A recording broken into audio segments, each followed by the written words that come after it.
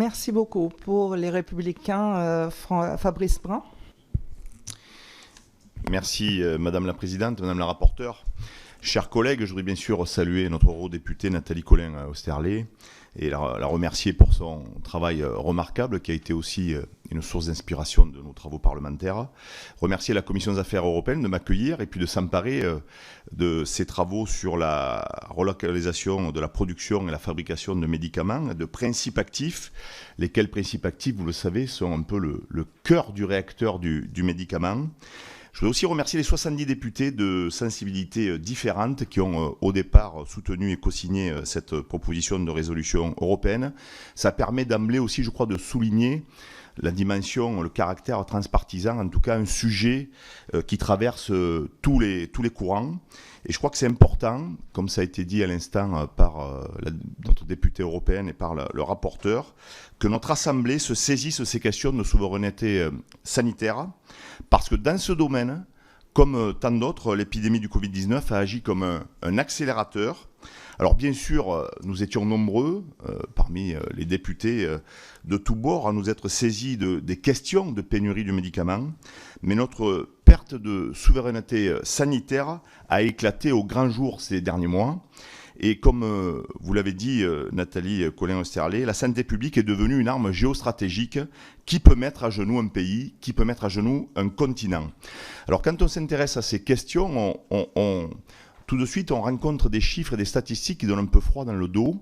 Parce qu'en effet, vous l'avez dit, 80% des principes actifs sont fabriqués en dehors de l'Europe, principalement en Asie, principalement en Chine et en Inde, parce qu'il ne faut pas oublier l'Inde. Et ces 80% aujourd'hui, c'était 20% il y a 30 ans. C'est dire donc l'illustration de ce mouvement massif de délocalisation. On a vu pendant la crise du Covid, et c'est encore le cas, les tensions sur les produits d'anesthésie, qui sont importants. Et puis, je vous citerai un chiffre, moi, qui m'a vraiment surpris et un peu glacé, c'est que les 35 molécules de base en oncologie sont fabriquées en Orient. Voilà. Et d'ailleurs, on a tous dans nos permanences parlementaires des gens qui viennent nous voir, ils nous disent, moi j'ai un traitement en cours de chimio, et il a été décalé parce qu'il n'y a pas le produit. Je pense, voilà, on est vraiment dans une situation sanitaire, mais aussi humaine, qui est très difficile. Dans ce contexte, relocaliser la fabrication devient un impératif pour les pouvoirs publics, pour notre pays et pour l'Europe tout entière. Et c'est donc l'idée de cette proposition de résolution européenne, c'est de donner un cadre qu'il convient d'adapter au vu des dernières dispositions ou débats. C'est ce que je ferai, c'est ce que nous ferons par un certain nombre d'amendements, en relation notamment avec le travail de Nathalie Colin-Osterlé. Et suite à l'audition, alors en visioconférence, c'est vrai que ça fait plaisir de se retrouver en présentiel physiquement, suite à la visio du 27 mai, en tant qu'auteur et initiateur de ce texte, je dis très clairement que je souscris et que nous souscrivons à l'idée de recourir au PIEC, l'instrument des projets importants d'intérêt européen commun, qui est un régime d'aide d'État plus flexible, sans pour autant éluder le débat de ce que je pourrais appeler un protectionnisme intelligent aux frontières de l'Union européenne pour relocaliser la production dans des secteurs vitaux comme la santé, mais aussi l'alimentation, parce que je crois que sur cette question agricole et alimentaire, il y aura matière à nouveau à débattre. Et en la matière, nous avons, je pense, été tous très attentifs aux dernières déclarations du commissaire européen Thierry Breton, commissaire au marché intérieur, sur cette protection aux frontières. Moi, je suis heureux que les grands décideurs, les grands penseurs européens évoluent progressivement, positivement vers cette dimension. Et quand on parle de protection, c'est pas forcément de l'isolement, c'est pas forcément de l'autarcie, mais c'est une protection intelligente pour pouvoir assurer le service minimum de la protection sanitaire de nos concitoyens.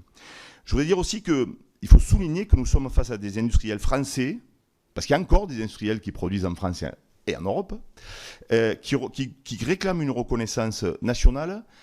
Et on constate quand même, malgré tout, un mouvement ces 3-4 dernières années d'un certain retour de la production, même s'il est pour l'instant pas assez massif, mais un retour qui a été amorcé.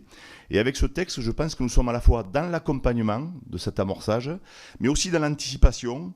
Et j'espère qu'on va pouvoir l'adopter en débattant sans le dénaturer, de façon à donner plus de force, je crois aussi, à la position de la France sur la scène européenne, parce que la Commission a annoncé le 28 mai, c'est tout récent, qu'elle était prête à encourager le rapatriement des capacités de production.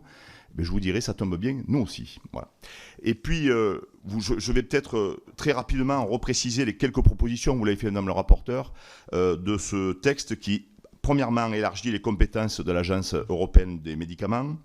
Deuxièmement, sous l'égide de cette agence, essaie de définir la notion de médicament essentiel.